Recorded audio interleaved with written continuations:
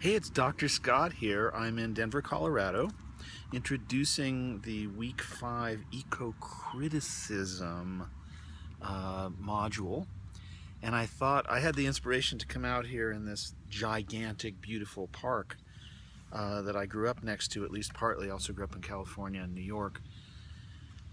But, you know, it's a reminder that for kids of my generation, I spent pretty much all day out here from the age of maybe 5 or 6 forward, completely unsupervised, romping in that wilderness of childhood that we read about in one of the optional articles earlier. I didn't intend this, but as I was setting up the camera, I also realized that this was the scene of some of my earliest adolescent sexual adventures after dark. In that secret garden way that we were discussing last week. But what we're discussing this week is the somewhat less explicitly sexualized, but still perhaps partly gendered idea and question of how we as human beings interact with the world of nature, and also specifically, of course, how children interact, or in the case of your generation perhaps, don't interact with nature. At the end, for the test, we'll be reading a wonderful piece by the famous psychologist Richard Luov about what he calls nature deficit disorder. He has a book called Last Child in the Woods, which was a huge hit. When we had him up to campus at Foothill, he actually filled Smithwick Auditorium with parents from around the South Bay region. Only the second time that I've seen the Smithwick Theater completely filled, by the way, in recent memory. The other time, as I mentioned in an earlier video, was for the Vagina Monologues when Foothill College did that production.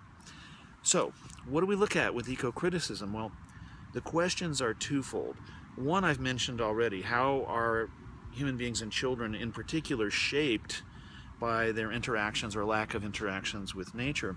But there's also the sort of eco-catastrophe aspect to consider as well, and that's the one that we'll be moving forward with after we move from Winnie the Pooh to, of all things, the Lord of the Rings. Talk about a contrast. Because as some of you know from my English Honors 1B class, there's a new emerging genre called climate fiction, cli-fi, which is sort of a pun on sci-fi, science fiction. But there's a real debate about whether Tolkien's Lord of the Rings has an explicitly ecological focus.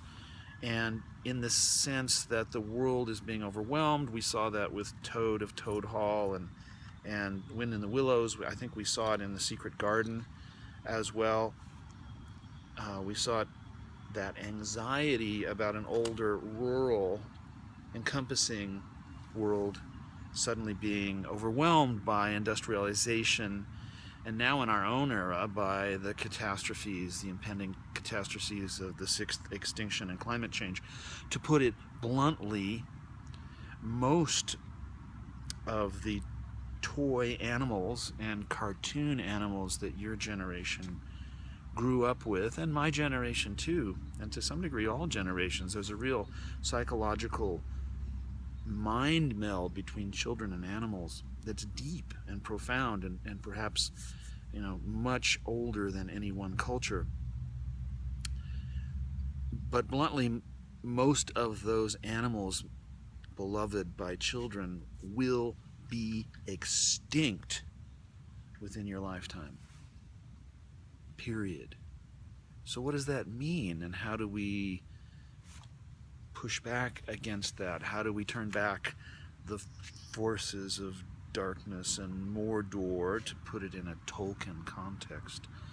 And that's what eco-criticism looks at also. So it's not just about the individual's relationship to nature and what we call nature and what is it that we call nature, but also humanity's relationship to the planet that nurtures and encloses us completely, but which is being massively, decisively, and destructively modified by our own presence on the planet. So please join me for the next installment of Children's Literature at Foothill College. As always, can't wait to see what you write in those journals and discussions and tests. And I'm particularly interested this week in your response to Richard Luov's ideas of nature deficit disorder.